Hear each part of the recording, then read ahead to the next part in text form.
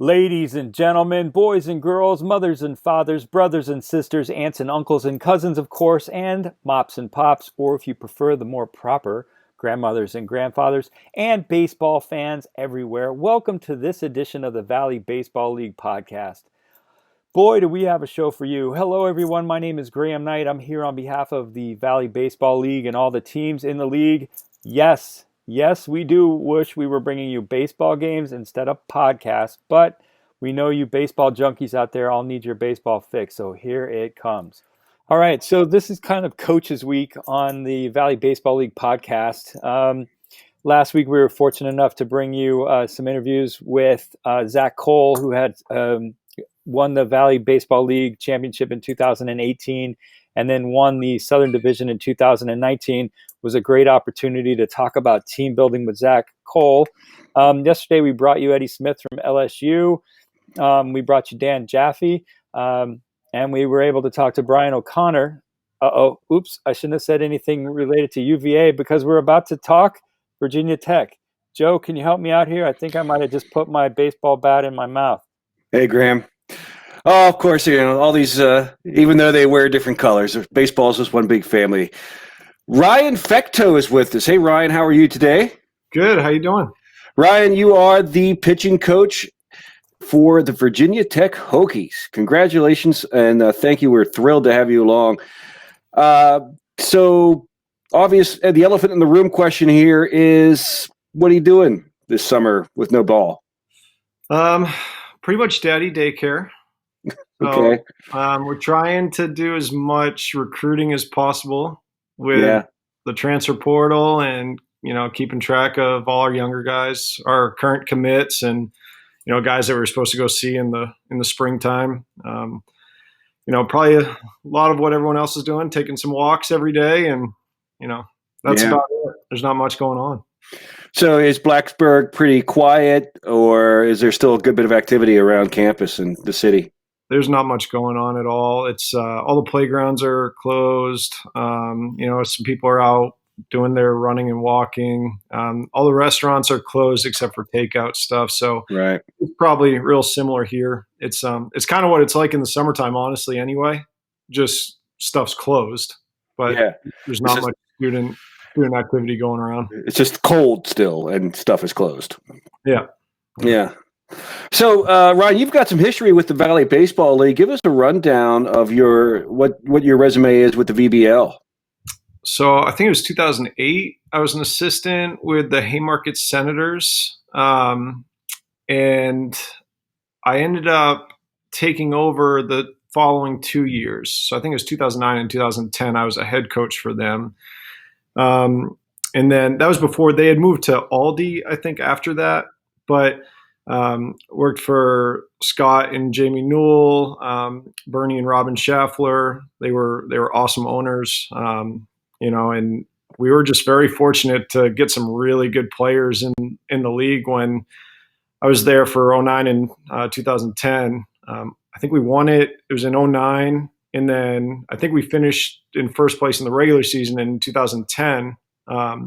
But it was so much fun, like great spot to be in the summer in that Northern Virginia area, like Loudoun County. The players seemed to really like going there in the summertime. They got taken care of really well with the host family situation. And, I think it's just kind of a tough place to get some fans consistently up in that area. But the years I was there, we had really good support. So I loved it up there. Yeah, Haymarket's a great community. It's in Prince William County, just for the record.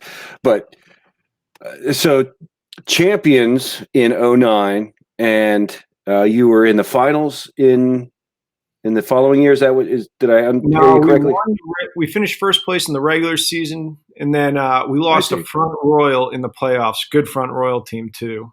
Our old friend Joe, he was the coach for that team, and they gave us kind of all we could handle that year. So, give us some of the names, some of the better players that were standouts on that Haymarket team back in those years. That any names we might recognize? Yeah, so I think this was 2010. We had kid Tommy LaStella, who's actually still in the big leagues. We had a left-handed pitcher. He was our closer, Jack Leathersitch, who made it to the big leagues. Eric Stemetz, a shortstop, and he made it to the big leagues. Wow. We had Riley Cooper for a little bit, who was the wide receiver for the Eagles. Wow.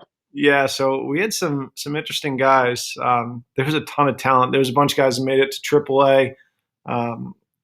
But I'm trying to think who else we had off the top of my head. I think we had like about 4 guys that had made it to the major leagues in those 2 years. Whoa, Joe, I got to jump in here. Yeah. Did I That hear was this right? I'm sorry. Riley Cooper, it goes to the Eagles. We got to stop right there, man. Ryan, can you take us back and break it down how baseball player turns pro football player? Are we just talking about an amazing athlete here, or what's the deal? So he had played in Newmarket the previous year, and he was a really highly touted recruit out of high school, but he obviously played football at Florida and he played baseball. But I think he was trying to make it in baseball, trying to be another high draft guy in baseball. He was trying to do both. And he was down in Texas at the time, and he needed to go play just to get some exposure. So it was a short-lived thing. We had him for like 2 weeks, basically. But really talented kid. It just ended up going to football. Yeah, I figure like his football coach must have been like, "What are you doing playing ball? We need you here for your two-a-days out here in the Florida sun." Yeah. Hey, Rob. Yeah, Urban Meyer was his coach at that time. And Tim Tebow was his roommate. Wow. Okay. So I remember having that conversation. That was kind of an interesting nugget. Well, hey, before I let you guys get back to it, I just want to jump in. One of my favorite stats of all time about the Valley League is over 1,100 major league players have come out of the league and gone on to play in the MLB. Now I can say that in addition, at least one NFL player has come out of the league. So that is exciting. I'm going to start looking around for the next one. Anyway, I'll let you guys get back to it. Take it away, Joe. Well, so the list of names you just gave us from your Haymarket team, that was what, 4, 5 names that went on to play pro ball, whether it's football or baseball. But even for VBL standards, that's a lot to make it to the show. Yeah. Yep. Yeah. I thought that was, I think we had in those 2 years, guys that were drafted, it was like 16 off those 2 teams. Wow. There's a huge amount of draft picks. So even though not all of them made it to the major leagues, there was a lot of pro talent on those teams.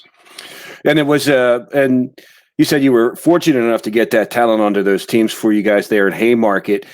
Just, maybe give us a little bit of the inside game on the VBL side.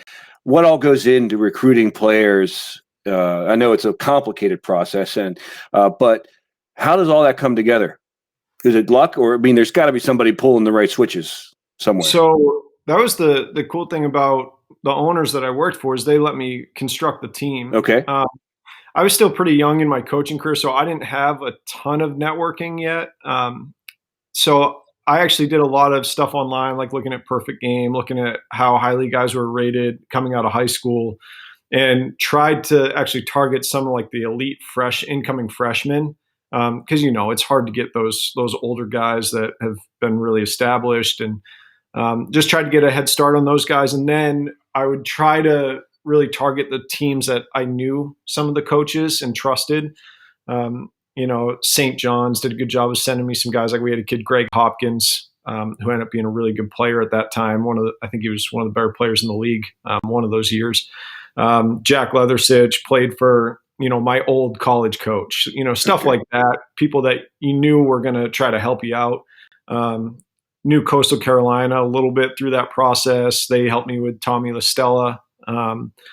So there's just a lot of networking that you got to try to do, and you got to try to trust the coaches that are sending you guys, and just treat the kids well. Yeah.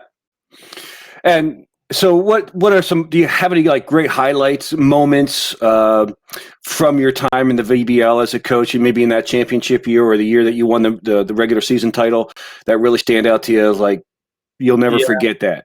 So there was, it was the year we won it. I think we had to win the last 3 games of the regular season to make the playoffs. So we were a really talented group, but you know how the summer goes. Like it's tough to get focused, every single day. And I'll never forget we lose to Front Royal at Front Royal. I've got a kid is my pitching coach, Phil Myers, who he had just got done playing for me, at USC Upstate. So I brought him in, and I remember him talking to the team, and he's just blasting them in the locker room because Front Royal's got the visitor locker room at Bing Crosby Stadium. So he's telling them, like, you're here, you've put in all this time, we might as well go win the thing. And he's going off on them. And so we end up winning the next 2 games. And then the last game we got to win, and we're at home, and we go down big early. I think we go down it's like 7-0 or 8-0. Yeesh. And I'm furious, I'm not happy about the effort. I'm just being kind of a stupid young coach. And I pull like 2 or 3 guys out of the lineup, and we end up coming back and winning the thing. And the guys that go into the game, they end up getting like 2 hits each and make me look great. It was probably a really bad move at the time, just because I was losing my emotions. So we end up winning this thing late. We walk off, and we just go off in the playoffs. And the guys had so much fun, and it was such a cool experience winning that thing. We won it down at Covington. Guys did the Gatorade bath, all that stuff. Like it was a lot of fun. Wow, that's awesome. Yeah. Just want to interrupt the conversation for just a quick second, long enough to remind you guys to subscribe, like, and share us, and also to ask you to send your comments to us. You can put them on the comment page with YouTube. You can put them on the Facebook page for the Valley League. You can email them to us at vbleague@isomermedia.com. That's vbleague@isomermedia.com. All right, before we get back to the conversation, I do want to promote one of our star sponsors of the Valley Baseball League live streams, Grace Burrows. Without Grace, we would not have been able to do the live streams these past 2 years. She was all signed up to sponsor this year. She even wrote a book. Imagine that. She's got like 70 out there. So if you haven't read any of them, maybe this is the first one. Take a look.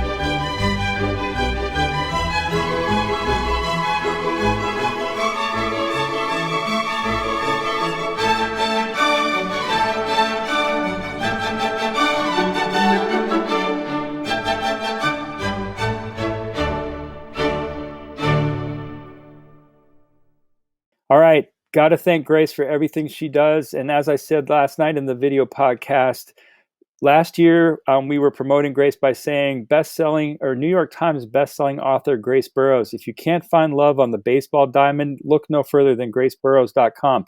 Hey, but if you're finding love on the baseball diamond in this pandemic, we want to hear from you. Here's that email address again. vbleague@isomermedia.com. vbleague@isomermedia.com. Anyway, if that's the case, I know you have a story. All right, let's get back to baseball. Baseball, come on, focus, everybody. Here's Joe once again. And as Graham likes to bring up frequently, we had a conversation with Dayton Moore. You know that name? Dayton Moore is the general manager of the Kansas City Royals, had been the head coach at the Winchester Royals back in the 70s. And Dayton said in the interview we had with him that this league is more about just getting players into the draft, although that is certainly what we do.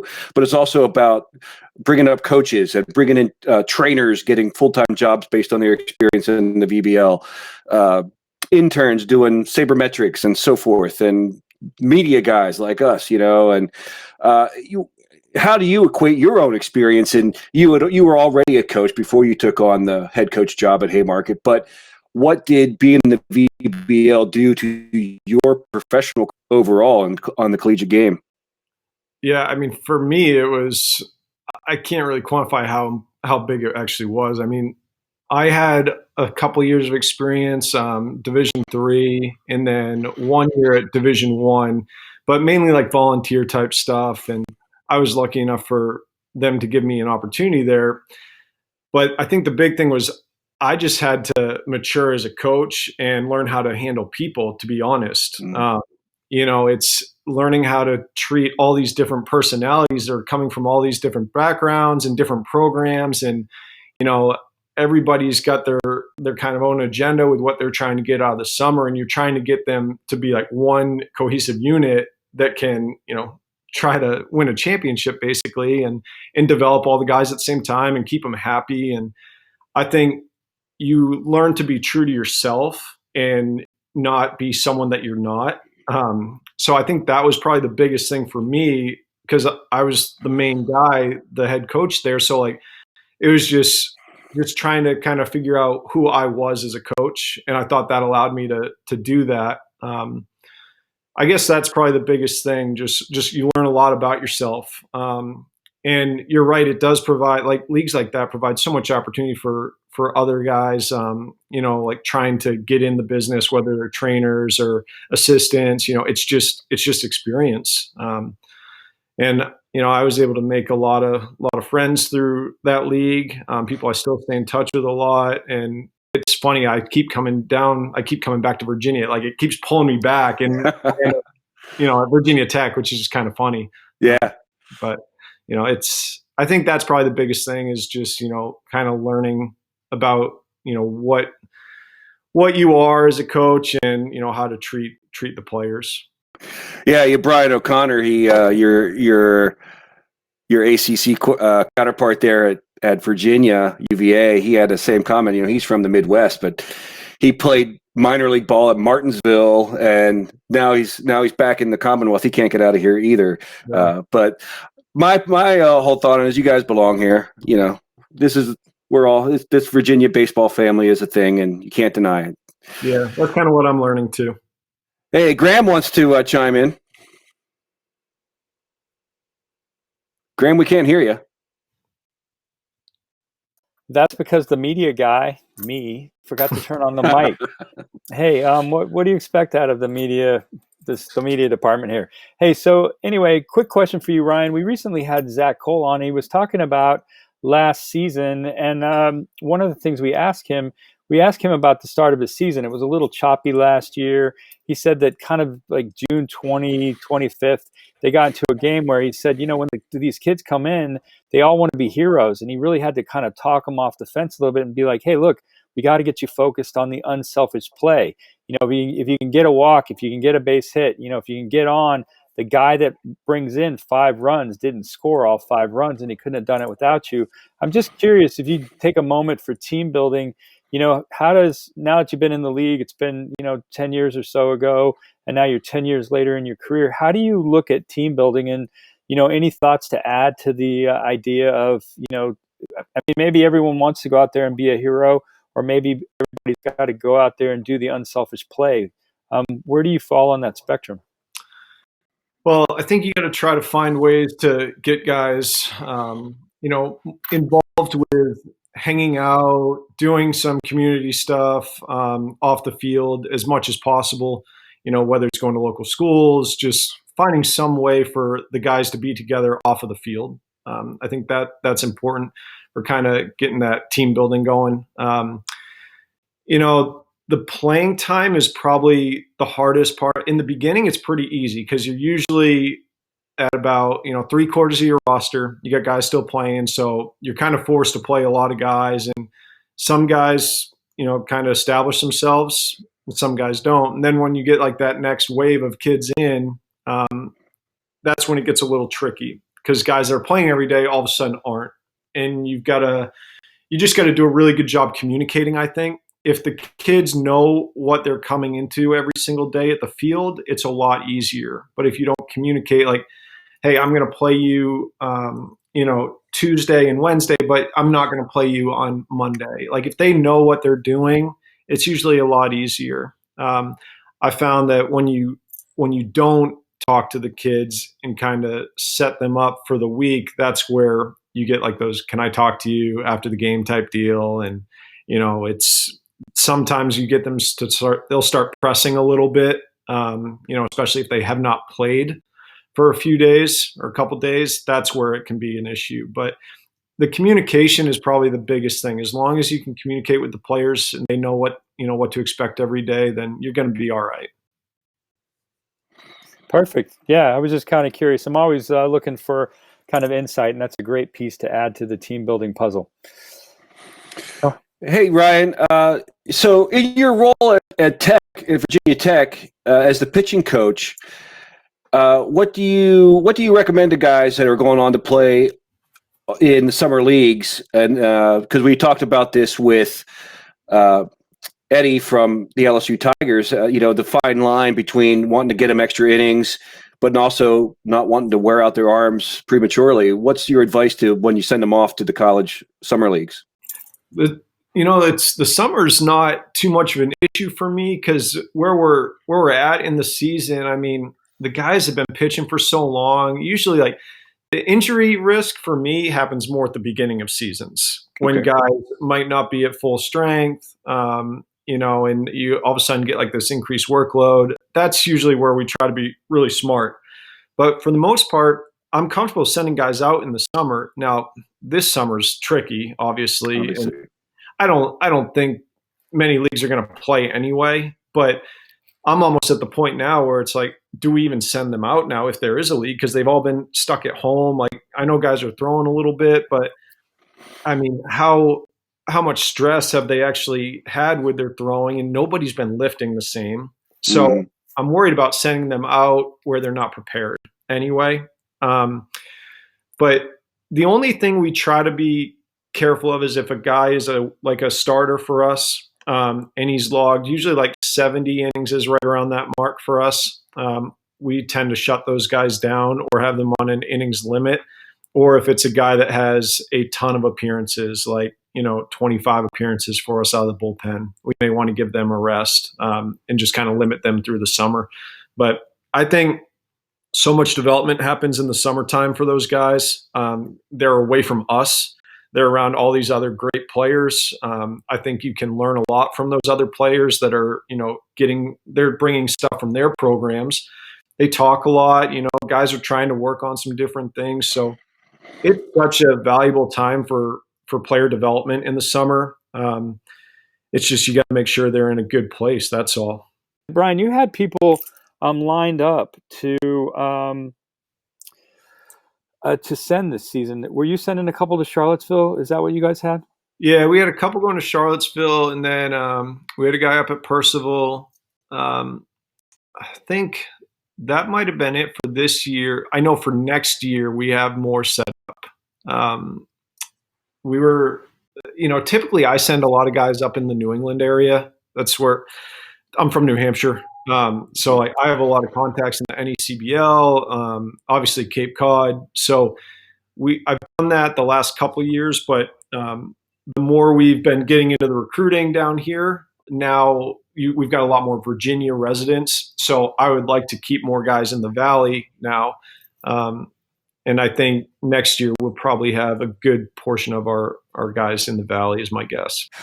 We always have a lot of guys throughout the league from Virginia, and I'm sure that you see them there on your team too.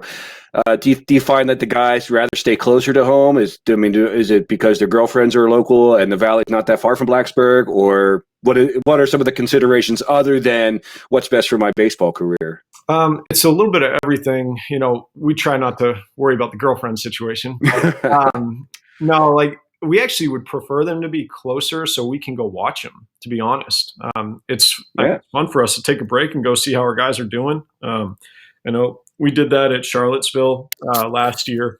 So, I think it's good for them to be back at home for a little bit.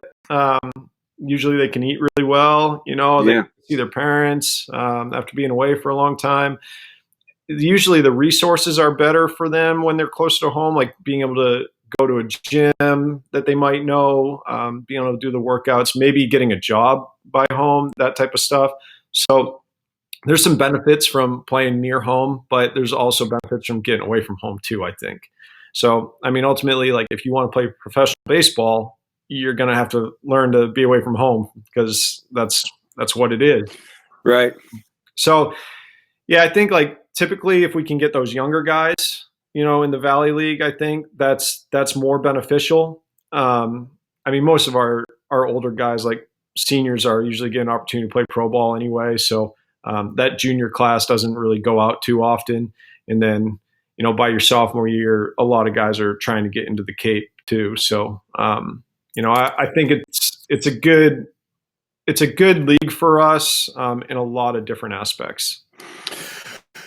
Well, great. I can't say thanks enough for all the compliments about the league. I think that we're all in the same boat there, preaching to the choir, but it's always great to hear that, especially on behalf of the team organizations and the people that put their heart and soul into it on a volunteer basis, the owners and the coaches and the staff and all the volunteers, that guys like you big Division I coaches who believe in what we're doing in the Valley Baseball League, that helps out tremendously. So, Ryan, before we let you go, do you have any final thoughts or words you'd like to share with the VBL community or baseball fans everywhere? Hopefully we get back to baseball soon. I wish you guys were having your season. I think it's one of the better leagues in the country, and I know it'll get back there at some point. But just hopefully everybody's staying safe, and we'll get out there soon. We will. Well, Ryan Fecteau, pitching coach for the Virginia Tech Hokies and former champion of the Valley Baseball League, thank you for joining us today. Best of luck to you. Get some throws in and stay healthy yourself. All right. Thanks, guys. Have a good night. Well, it's been quite a week here at the VBL Video Podcast. We've been doing a field trip. We first started off at LSU. Eddie Smith went to Georgia Tech. Catchers U. Hung out with Dan Jaffe, then off to UVA, had a nice chat with Brian O'Connor, and now we're finishing up the field trip here in the NCAA category with pitching coach from Virginia Tech, Ryan Fecteau. Now it's time to go to the majors. Tomorrow we're going to bring you Sam Perlazzo. We're trying to tour the NCAA hotspots, and now we're going to hit the major leagues.